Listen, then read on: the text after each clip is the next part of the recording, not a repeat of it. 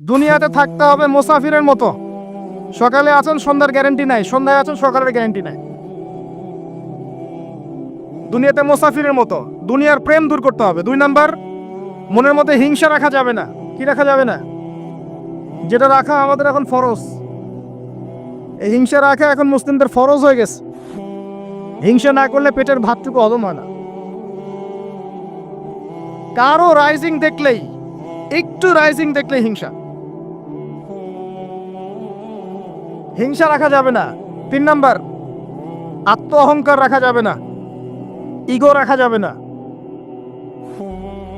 লৌকিকতা রাখা যাবে না, রিয়া প্রদর্শন করা যাবে না, এবং ওই যে গীবত, তুহমত, অপবাদে যে অপসংস্কৃতি আছে এইগুলো থেকে দূরে থাকতে হবে। ইনশাআল্লাহ তাআলা আল্লাহর নূর আপনার কলবে আসবে ইনশাআল্লাহ।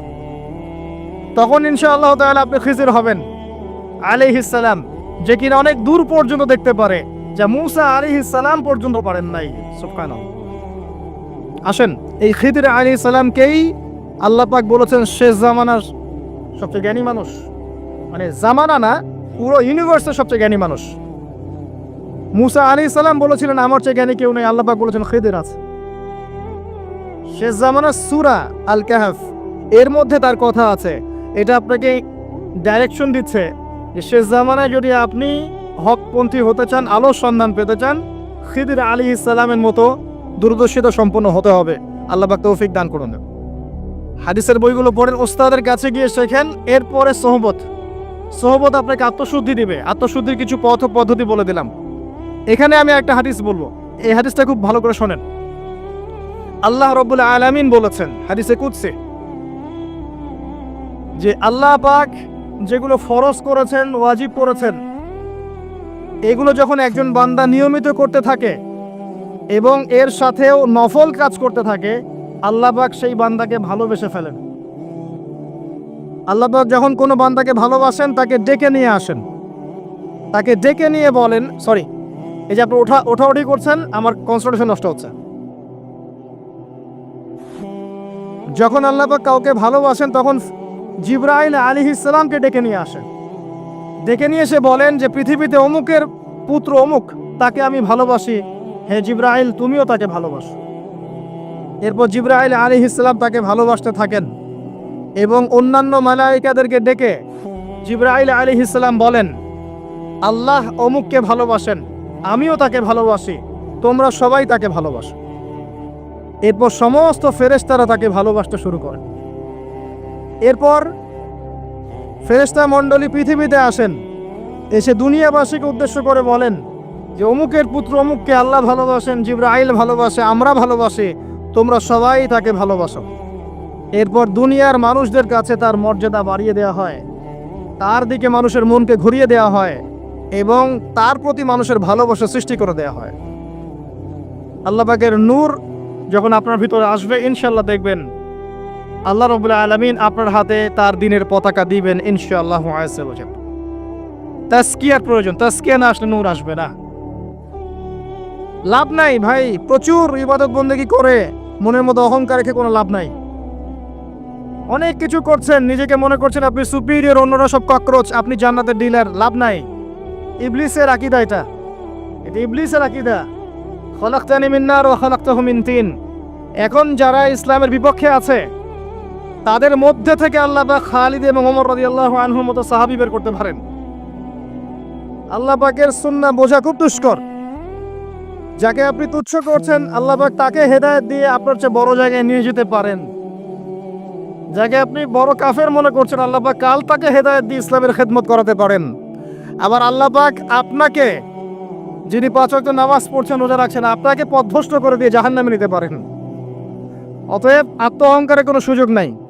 তাজকিয়া দরকার। কদ আফলাহা মান যাক্কাহা ওয়া কদ খাবা মান দাসাহা। কদ আফলাহা মান তাযাক্কা ওয়া যাকারা ইসমা রাব্বিহি ফাসাল্লা বাল তু'থিরুনাল হায়াতাদ দুনিয়া ওয়াল আখিরাতু খায়রুন ওয়া আবকা। তাজকিয়ার পরে কি করবেন? চেষ্টা করেন হালাল রিজিক অন্বেষণ করা।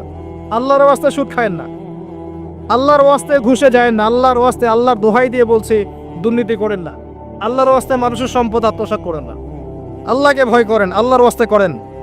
আল্লাহর ওয়াস্তে ছেড়ে দেন। হাত জোর করে রিকোয়েস্ট করছি, সুদ খায়েন না।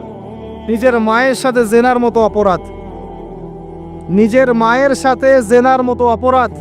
এটা আমার কথা নয়, এটা মুহাম্মদ সাল্লাল্লাহু আলাইহি ওয়াসাল্লামের কথা, যাকে কবরে আপনাকে দেখানো হবে, যিনি আপনার জন্য সুপারিশ করবেন কাল কিয়ামতের মাঠে, যিনি আপনার জন্য হাউজে কাউসারের পানি নিয়ে দাঁড়িয়ে থাকবেন, আপনার উসওয়াতুল হাসানা, সেই মুহাম্মদ সাল্লাল্লাহু আলাইহি ওয়াসাল্লামের কথা। সুদ খেও না। এর সর্বনিম্ন পাপ নিজের মাকে বিয়ে করা, নিজের মায়ের সাথে জেনা করা। কেউ যদি এই সমাজে নিজের মায়ের সাথে জেনা করে থাকে, কালকে সকালে রাস্তায় বের হয়, আপনি চাইবেন তাকে রজম করে মেরে ফেলতে, চাইবেন না? এই কাজ দিব্যি আমরা করছি। সর্বোচ্চ পাপ সুদের, আল্লাহ এবং তার রাসূলের সাথে যুদ্ধ করা। অনেক দিন আয়াতটা বলেছি, আবারও বলছি, শোনেন কি, কারণ কিছু মানুষের কানে ঢুকতেই চায় না কথা। আল্লাহ পাক বলেছেন, ইয়া আইয়ুহাল্লাযীনা আমানু, হে মুমিনগণ, ইত্তাকুল্লাহ, আল্লাহকে ভয় করো। ওয়া যারু মা বাকিয়া মিনার রিবা, সুদের অবশিষ্ট অংশগুলো ছেড়ে দাও। ইন কুনতুম মুমিনিন, যদি প্রকৃতপক্ষে মুমিন হয়ে থাকে। ওয়া ইল্লাম তাফআলু, যদি তোমরা এই কাজ না করো। শুনেন আল্লাহর কথা, আল্লাহ বলছেন যদি তোমরা এই কাজ না করো, ফাযানু বিহারবিম মিনাল্লাহি ওয়া রাসূলিহি, তাহলে আল্লাহ এবং তার রাসূলের সাথে যুদ্ধের ঘোষণা শুনে না। The path is yours, choose your path, রাস্তা আপনার, আপনি চুজ করেন কোন পথে আপনি যাবেন। কেউ বাধ্য করবে না আপনাকে। লা ইকরাহা ফিদ্দিন, দিনে কোনো বাড়াবাড়ি নাই। তরোয়াল দিয়ে কেউ বলবে না যে সুদ খেও না, তরোয়ালের জন্য কেউ বলবে না যে ইসলাম কবুল করো, ইসলাম এগুলো হারাম। ইসলাম এভাবে ছড়ায় নাই, এগুলোর সাথে ইসলামের কোনো সম্পর্ক নাই। ইসলামের নামে যারা সন্ত্রাসবাদ ছড়িয়েছে এবং জঙ্গিবাদ ছড়িয়েছে, এগুলোর সাথে ইসলামের কোনো সম্পর্ক নাই। ইসলাম বাধ্য করবে না আপনাকে, কিন্তু আপনি রাস্তা, ওয়াহাদাইনাহুন নাজদাইন, দুইটা পথ আমি দেখিয়ে দিয়েছি, আপনি একটা চুজ করেন। ইম্মা শাকিরা ওয়া ইম্মা কাফুরা, ইচ্ছা হলে আপনি কুফরি করেন, ইচ্ছা হলে কৃতজ্ঞ হন। আল্লাহ বলেছেন সুদ খেও না। নিজের মায়ের সাথে জেনা করা, আল্লাহ এবং তার রাসূলের সাথে যুদ্ধ করা, আপনি পথ চুজ করেন। একটা টাকা যদি হারাম থাকে রিজিকে, আপনার ইবাদত কবুল হবে না। সে যেই হোক, দাড়ি টুপি পাগড়ি জুব্বাওয়ালা মানুষও যদি সুদ খায়, জায়েজ হয়ে যাবে না। পৃথিবীর সমস্ত মানুষ যদি ভোটাভুটি করে যে সুদ হালাল, হালাল হয়ে যাবে না। পরিবারের হালাল রিজিকের ব্যবস্থা করেন। অনেক মানুষ দেখা হয়, কথা হয়, মেসেঞ্জারে টেক্সট করে, হোয়াটসঅ্যাপে নক করে, বড় চাকরি করতো, 60,000 70,000 80,000 টাকা বেতন পেত, তখন রিজিকে বরকত ছিল না, ছেড়ে দিয়েছে, চায়ের দোকান দিয়েছে, এখন রিজিকে বরকত আছে। আজকে একজনের সাথে দেখা হয়েছে, তিনি ইউএস বাংলা এয়ারলাইন্সে কাজ করেন। আমাকে বলছেন, ভাই, মুরব্বী মানুষ, আমার পরিবারের সদস্য সংখ্যা বেশি ছিল, হারাম জবে ছিলাম, সুদ খেতাম, সুদি এনজিওতে কাজ করেছি, আপনার লেকচার শুনেছি, আলহামদুলিল্লাহ, আল্লাহ পাক শুনিয়েছেন তাকে, এখানে আমার কোনো ক্রেডিট নাই, তিনি ছেড়ে দিয়েছেন, এখন এখানে কাজ করেন। আমি বললাম, পরিবারে কি কোনো সমস্যা হয়, রিজিকে বরকত আছে না? তিনি বলছেন, এখন বারাকার শেষ নাই। বলছে কেউ অসুস্থ হয় না পরিবার আমার এখন, আগে ডেইলি অসুস্থ হতো। আমার টাকা চুরি চামারি হয় না, আগে আমার টাকা আত্মসাৎ হয়েছে। বরকত কি জিনিস আপনাকে বুঝাই, বরকত চোখে দেখা যায় না। আপনি হালাল রিজিকে থাকেন, দেখবেন আপনার পরিবারের মানুষ কম অসুস্থ হচ্ছে, খরচ কমে গেল, আপনার সম্পদ চুরি ডাকাতি হচ্ছে না, নিরাপদ আছে। আপনার অল্প রিজিক আল্লাহ রহমত বরকত ঢেলে দিলেন, অল্প খেয়ে আপনি তৃপ্ত, মেডিসিনের খরচ নাই, অসুস্থতার খরচ নাই, আজে বাজে কোনো খরচ নাই, কারণ আপনি হারাম খাচ্ছেন না।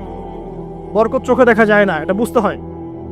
আবার দেখবেন মাসে কোটি টাকা আর্ন করছেন, এই যে বড় একটা ক্যান্সার, এই যে কি একটা রোগ শেষ হচ্ছে আরেকটা শুরু হচ্ছে, বাবার অসুখ, মায়ের অসুখ, এই সমস্যা ওই সমস্যা, একটার পর একটা লেগেই আছে। এই প্রজেক্ট নষ্ট হচ্ছে, ওই প্রজেক্ট নষ্ট হচ্ছে, আবার মানুষ ছিনতাই করছে, চুরি ডাকাতি করছে। এটা আল্লাহ পাকের গজব। রহমত বরকত চোখে দেখা যায় না, এটা আপনাকে বিশ্বাস করতে হবে যে আল্লাহর পক্ষ থেকে এগুলো আসে। ইমানের 6 পিলার সব তো গায়েব, আল্লাহ বিশ্বাস গায়েব, মালায়েকা ওয়া কুতুবিহি ওয়া রুসুলিহি ওয়াল ইয়াউমিল আখির ওয়াল কদরি খাইরি ওয়া শাররি, সবই গায়েব। অদৃশ্য বিশ্বাসের নামই তো ঈমান। তো বরকত রহমত কি দেখা যাবে? দেখা যাবে না। রূহ বা আত্মাকে দেখেছেন? আপনার শরীরে নাই। এভাবেই আল্লাহর রহমত বরকতে বিশ্বাস করতে হবে। আল্লাহ পাক ইনশাআল্লাহ তাআলা আপনার হালাল অল্প রিজিকে বারাকা দিবেন ইনশাআল্লাহ। আল্লাহর ওয়াস্তে দুর্নীতি করেন না, আল্লাহর ওয়াস্তে করেন না। আমি বলি একটা হাদিস শোনাই, আমরা তো দায়িত্ব পেলে অনেক খুশি হই। রাসূলুল্লাহ সাল্লাল্লাহু আলাইহি ওয়াসাল্লাম বলেছিলেন, হে আবু যার, তুমি কখনো দুইজন ব্যক্তির দায়িত্ব নিতে যেও না। যদি দুইজন ব্যক্তির দায়িত্ব নাও, যেন তোমাকে ছুরিবিহীন জবাই করে ফেলা হয়েছে, কারণ প্রত্যেককে তার দায়িত্ব সম্পর্কে জিজ্ঞাসা করা হবে। আমরা তো খুশি হই। রাসূল সাল্লাল্লাহু আলাইহি ওয়াসাল্লাম বলেছেন, তোমরা কি জানো সবচেয়ে বড় মিসকিন কে? সবচেয়ে বড় মিসকিন কে? দরিদ্রকে? সাহাবীরা বলছেন, আমরা তো মনে করি যার কাছে অর্থ সম্পদ কম সেই বড় মিসকিন। আল্লাহ রাসূল বলছেন, ভুল। শোনো, সবচেয়ে বড় মিসকিন সেই ব্যক্তি যে ব্যক্তি পরকালে অনেক নেকি নিয়ে উঠবে, নামাজ, রোজা, হজ, যাকাত, উমরা, হজের নেকি, বিশাল বিশাল নেকি।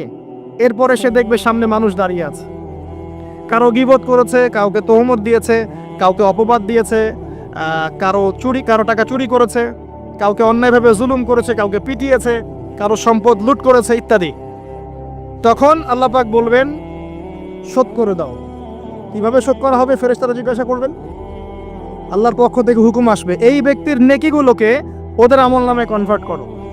বলছি শেয়ার ইটে পাস করে দাও। ওটা আরো বড় টেকনোলজি হবে ইনশাআল্লাহ তাআলা। বলার সাথে সাথেই আপনার নেকি আমার নেকি দেখা যাবে চলে গেছে, নাউজুবিল্লাহ।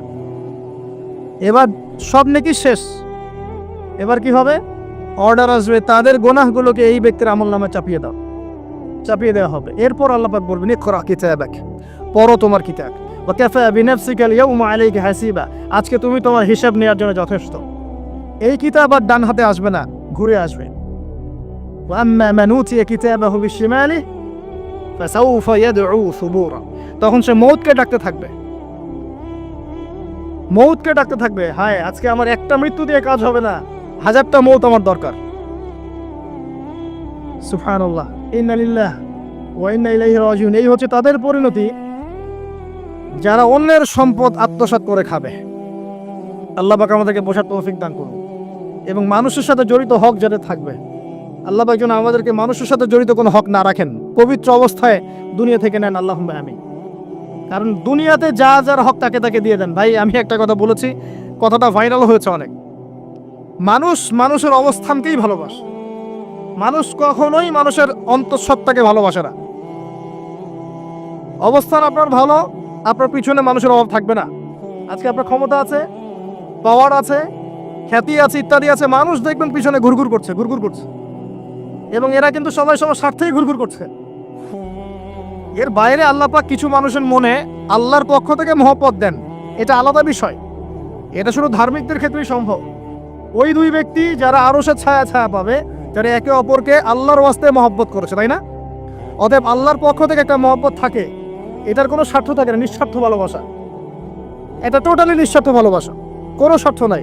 কিন্তু দুনিয়ার ভালোবাসা স্বার্থপর। অবস্থানকে আপনাকে মূল্যায়ন করা হবে। আপন শুধু আল্লাহ পাক আপনার। আল্লাহর জন্যে যার যার হক তাকে দিয়ে দেন, নিজের হক আল্লাহর কাছে চেয়ে নেন, আপনি সুখে থাকবেন ইনশাআল্লাহ। এর চেয়ে কোনো ফিলোসফি নাই দুনিয়াতে সুখে থাকা। আপনি মানুষকে সন্তুষ্ট করতে পারবেন না, পরিবার, বাবা মা, ছেলে মেয়ে, বউ বাচ্চা, কাউকে সন্তুষ্ট করতে পারবেন না। 100% আপনি কাউকে সন্তুষ্ট করতে পারবেন না। সারা জীবন করে যাবেন, আপনার বিরুদ্ধে অভিযোগ থেকেই যাবে। শুধু আল্লাহ রাব্বুল আলামিন অপেক্ষা করে বসে আছেন। এই বসে আছেন কথাটাকে আবার ভাইরাল করে বিতর্কিত করেন না। এই বসে আছেন বুঝিয়েছে আল্লাহ পাক অপেক্ষা করছেন। মুশকিল মিডিয়ার সামনে কথা বলা, বলবে একটা তালগোল পাকিয়ে বানাবে আরেকটা। এই কারণে আমি মিডিয়া এখন পছন্দ করি না। প্রয়োজনে আমি মাঠে ময়দানে এই জুমার খুতবা দিব, আমার কোনো দরকার নাই মিডিয়ার, কোনো প্রয়োজন নেই আমার। কিছু অফিসিয়াল রাখা হয়েছে এই কারণে, যাতে এই কথাগুলো এর মধ্যে ভালোটুকু মানুষের কাছে পৌঁছে যায়, খারাপটুকু আমরা মুছে ফেলে দিও। আমার খারাপের দরকার নাই। আর এইগুলো করে করে মানুষের ক্ষতি করেছি আমরা অনেক। দিন দিন আলেম ওলামাদের সংখ্যা এই বাংলার মাটি থেকে কমে গেছে। যে কথাটা বলছিলাম, হক দিয়ে দেন, আপনি আপনার হক আল্লাহর কাছে চেয়ে নেন। মানুষকে আপনি সুখী করতে পারবেন না। আল্লাহ পাক অপেক্ষা করছেন আপনার জন্য। আপনি কখন তওবা করে তার দিকে ফিরে আসবেন, দিন আল্লাহ পাক আপনাকে মাফ করে দিবেন ইনশাআল্লাহ। আল্লাহ পাক বলেছেন, শোনেন, ইল্লা মান তাবা, যে অনেক গুনাহ করেছে, শিরক করেছে, জিনা করেছে, মদ খেয়েছে, বেদাত করেছে, হারাম খেয়েছে, আল্লাহ পাকের অবাধ্য হয়েছে, নামাজ পড়ে নাই, যাকাত দেয় না, ইত্যাদি ইত্যাদি অনেক অন্যায় করেছে। একদিন তওবা করে ফিরে এসেছে, আল্লাহ পাক বলছেন ইল্লা মান তাবা, যে ব্যক্তি তওবা করে ফিরে আসলো, ওয়া আমানা, এবং ঈমান নিয়ে আসলো, ওয়া আমিলা আমালান সালিহান, এবং এখন থেকে সৎ আমল করা শুরু করলো, হোক সে নারী বা পুরুষ, যে কেউ, যে কোনো বয়সের, যে কোনো বর্ণের, যে কোনো ভাষা, যে কোনো দেশের, এগুলো কিচ্ছু যায় আসে না আল্লাহ পাকের। ইন্নাল্লাহা লা ইয়ানজুরু ইলা আজসামিকুম ওয়ালা ইলা সুওয়ারিকুম ওয়ালাকিন ইয়ানজুরু ইলা কুলুবিকুম ওয়া আমালিকুম। আল্লাহ পাক শুধু কলব দেখেন, আমল দেখেন, রক্ত মাংস বর্ণ এগুলো দেখেন না। আল্লাহ পাক ফিরে এসেছে, আমল ঈমান এনেছে, আমল সালেহ করেছে। আল্লাহ পাক বলছে উলাইকা, এরাই তারা, ইউবাদদিলুল্লাহু সাইয়্যাতিহিম হাসানাত, এরাই সেই ব্যক্তি যাদের সমস্ত গুনাহকে আমি আল্লাহ নেকি দিয়ে পরিবর্তন করে দেব। আল্লাহ অপেক্ষা করছেন আপনার জন্য। আপনার কাছে আসার গল্পটা হোক আল্লাহর কাছে আসার গল্প, এই জেনার কাছে আসার গল্প দিয়ে কোনো লাভ নাই। আল্লাহ পাক যেটা বলেছেন লা তাকরাবু জিনা, জিনার কাছেও যেও না, আপনি দেখবেন এখন বলা হচ্ছে জেনাটাই হচ্ছে কাছে আসার গল্প। আমি বলি শোনেন, নিমের ডাল দিয়ে দাঁত মাজেন, নিম গাছের ডাল আছে না, নিমের ডাল দিয়ে দাঁত মাজেন, এই পেস্ট ছেড়ে দেন, বয়কট করে ফেলেন, দেখবেন কয়দিন পর ক্ষমা চাবে যে ভুল হয়ে গেছে, আমরা এগুলা অ্যাড বানাবো না। আমরা যে নরম সরম মানুষ, কোনো ইনিশিয়েটিভ নিতে পারি না, এই জন্য চড়া হয়ে বসে থাকে। প্রতিটা সেক্টরেই দুর্নীতি চলছে। এই যে কাছে আসার গল্পের নাম দিয়ে মানুষকে জেনা করাচ্ছে। যুবক যুবতী স্কুল লাইফ থেকে মাহরাম, গায়রে মাহরাম, এই গায়রে মাহরামের সাথে স্কুল লাইফ থেকে শুরু হয়। স্কুল লাইফে পড়ছে ক্লাস 8, 9, 10, ক্লাস 8, 9, 10-এর মেয়েরা, ছেলেরা এখন অ্যাডাল্ট। এরা এরা এমন কিছু করে যা আপনার কল্পনাও নাই। এই বয়সেও তো সব পাপ করা শেষ। এগুলো সাক্ষী আপনারাই, আমার উপর আমাকে ভালো মন্দ বলেন না, এগুলো সাক্ষী আপনার নিজেরাই। নিজেদের ঘরগুলো দেখেন। আর সবচেয়ে বড় কথা হচ্ছে ঘরের মানুষ কিন্তু কথা শোনে না। দেখবেন আপনি সারা দুনিয়ায় দিন কায়েম করে ফেলছেন, দিনটা, আর আপনার ঘরটা হচ্ছে নূহ আলাইহিস সালামের মতো। দেখবেন বউ কথা শোনে না, স্বামী ছেলে কথা শোনে না। এটাই বাস্তবতা। কিন্তু নূহ আলাইহিস সালামের ঘটনা মনে নাই? 950 বছর দাওয়াত দিয়েছেন, শেষে গিয়ে বলেছেন রব্বি আন্নী মাগলুবুন ফান্তাসির, আল্লাহ আমি পরাজিত হয়ে গেছি, আমাকে সাহায্য করো, আমি পারছি না। আল্লাহ পাক আযাব নাজিল করে দিলেন, তিনি পার হয়ে গেলেন না। ছেলে পার হয় না, ছেলে বলে আমি পাহাড়ে উঠে যাব, পাহাড় আমাকে সেভ করবে। নূহ আলাইহিস সালাম বলছেন আজকে কেউ সেভ করতে পারবে না আল্লাহর আযাব থেকে। একটু পরে একটা ঢেউ এসে বাপ বেটার মাঝখানে পার্থক্য করে দিল, ছেলে ডুবে মরে গেল। তার স্ত্রী পর্যন্ত ঈমান নিয়ে আসলো না। আল্লাহর কাছে হাত তুলে দোয়া করছেন, আল্লাহ আমার ছেলে, আমার আহাল, আমার পরিবার। আল্লাহ ধমক দিয়ে বলছেন যে লাইসা মিন আহলিক, সে তোমার পরিবারের কেউ না। দেখবেন আপনি মাশাআল্লাহ দিনদার, আপনার ভিতরে ইসলাম এস্টাবলিশ করা ডিফিকাল্ট। কারণ মানুষ এখন খুব ব্যক্তি সচেতন, নিজের মনে যা চাবে সেটাই করবে। আর আনুগত্যকে তারা দাসত্ব মনে করে। কথা বুঝেন? আনুগত্য করাকে দাসত্ব মনে করে। আমি দাসত্ব করবো কেন? আল্লাহ এবং তার রাসূল এবং স্বামী, পরিবার, কর্তাদের আনুগত্যটাকে তারা দাসত্ব মনে করে।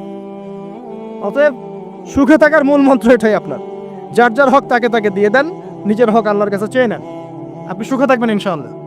আল্লাহর জন্য বাঁচেন, আল্লাহর জন্য খান, আল্লাহর জন্য পড়েন, আল্লাহর জন্য দিন কায়েম করেন, আল্লাহর জন্য আপনি ইবাদত করেন, আল্লাহর জন্য মারা যান, ইনশাআল্লাহ আল্লাহ আপনাকে জান্নাত দিবেন। আল্লাহ রাব্বুল আলামিন আমাদের সবাইকে পবিত্র কোরআন এবং সুন্নাহ অনুযায়ী জীবনযাপন করার তৌফিক এনায়েত করুন, আমিন। আল্লাহ রাব্বুল আলামিন আমাদের সবার পারিবারিক আরো সুশৃঙ্খল করে দিন, ইসলামিক করে দিন। আমাদের সবাইকে আল্লাহ পাক হালাল রিজিকের ব্যবস্থা করে দিন, এবং আমাদের মা বোনদেরকে আল্লাহ পাক খাস পর্দায় থাকার তৌফিক দান করুন। আল্লাহ পাক আমাদের সবাইকে পড়াশোনা করার তৌফিক দান করুন। এবং আমি এখানে যে কয়টা কথা বলেছি এর বাইরে আর কয়েকটা সাবজেক্ট পড়বেন। আমি কোরআনের কথা বলেছি, হাদিসের কথা বলেছি, আরও বলেছি তাজকিয়ার কথা, আত্মশুদ্ধির কথা। এরপর আর কয়েকটা সাবজেক্ট পড়বেন, সেটা হচ্ছে ইসলামিক হিস্ট্রি, ইসলামের ইতিহাস, ইসলামিক অর্থনীতি, আরও পড়বেন ইসলামিক জিওপলিটিক্স। এবং জেনারেল লাইনে যারা যারা পড়ছেন এখানেই পড়াশোনা কন্টিনিউ করবেন, পাশাপাশি ইসলামের এই লেখাপড়াগুলো করবেন। আর মাদ্রাসা যারা পড়ছেন, মাদ্রাসায় পড়ার পাশাপাশি আপনারা জেনারেল সাবজেক্টগুলো পড়ার চেষ্টা করবেন ইনশাআল্লাহ।